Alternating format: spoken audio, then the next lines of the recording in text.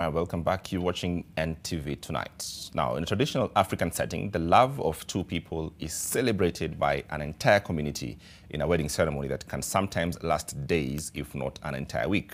Families on both sides put out their very best in order to bless the union with a feast. But on the border of Kenya and Uganda, this special union is celebrated as a beginning of not only blood ties, but a future of peace where communities fought over resources like water and pasture. Leila Mohammed shares the story of one such couple. The scenery in the thickets of Turkana County provides the best backdrop for this special day. Joe Larika, Kenyan Turkana, is the groom in a traditional wedding that is taking place along the most remote parts of the slopes of Mogila Ranges in Lokichogyo, Turkana. This is a culture that attracts everybody, and it was located in a very unique location.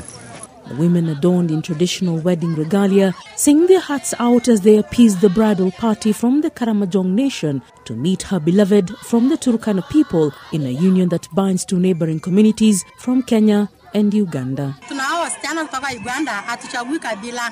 Hiyo inamaanisha tuwe na amani kwa kila nchi. Tunaweza oa Sudan, tunaweza oa Ethiopia. While the women dance around the bride, the gentlemen stand and watch. The groom, adorned in a hat with ostrich feathers, is patient as the ceremony takes place. The women's necks are full of colored beads, but it is one additional ring made of copper that defines a lady's status of marriage in this community. Hii alagama ndio inaonyesha kwamba msichana amewaleka officially, na hiyo kimila ndio atakuwa naye kwa maisha. The wedding was solemnized by slaughtering a bull. This part of the ceremony is undertaken by the men from both families in a ceremony where young men dance with a bull's leg around the area where the animal has been slaughtered. Inafika mahali unapeana ng'ombe ichomwe.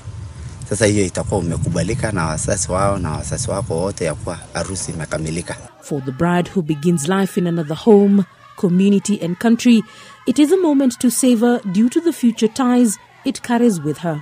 Tambo msichana mkaramoja ngaweleke mali kama hapa, hiyo inadumisha amani katika borders. So when they encourage you go, their own children will not support it. But the children will no longer say they belong to a certain clan or they belong to a certain tribe.